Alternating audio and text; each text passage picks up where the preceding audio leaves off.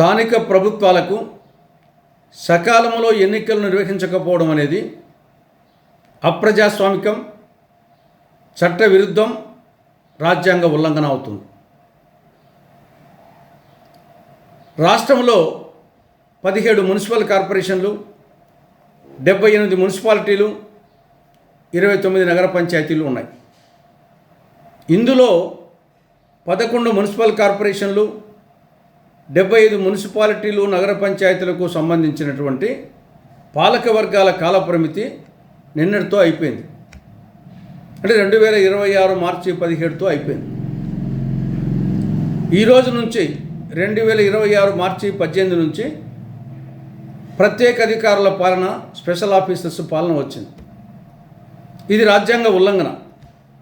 74వ రాజ్యాంగ సవరణ చట్టం ప్రకారంగా వీటి కాలపరిమితి ముగిసేలోపు ఎన్నికలు నిర్వహించాలి.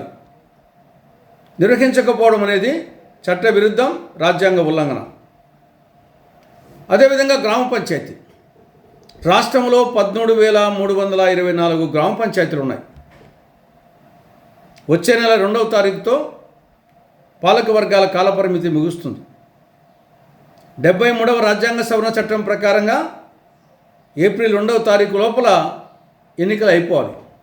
కానీ ఆ ప్రయత్నాలే అటు ఎన్నికల కమిషన్ కానీ రాష్ట్ర ప్రభుత్వం కానీ చేయడం లేదు. అగైన్ ఇది రాజ్యాంగ విరుద్ధం, అప్రజాస్వామికం, చట్ట విరుద్ధం. ఇక 3వది జిల్లా పరిషత్తులు, మండల పరిషత్తులకు సంబంధించి రాష్ట్రంలో 18 జిల్లా పరిషత్తులు, 688 మండల పరిషత్తులు ఉన్నాయి. వీటి పాలక వర్గాల కాలపరిమితి సెప్టెంబర్ 24తో ముగుస్తుంది. ఆ లోపల ఎన్నికలు నిర్వహించాలి 73వ రాజ్యాంగ సవరణ ప్రకారం. ఆ ప్రయత్నాలు ఏం చేయడం లేదు.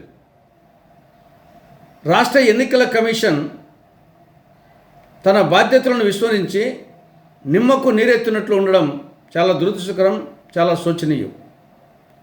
స్థానిక ప్రభుత్వాలకు సకాలంలో ఎన్నికలు నిర్వహించకుండా ఉంటే కేంద్ర ప్రభుత్వం నుండి స్థానిక ప్రభుత్వాలకు వచ్చే గ్రాంట్లు నిలిచిపోతాయి.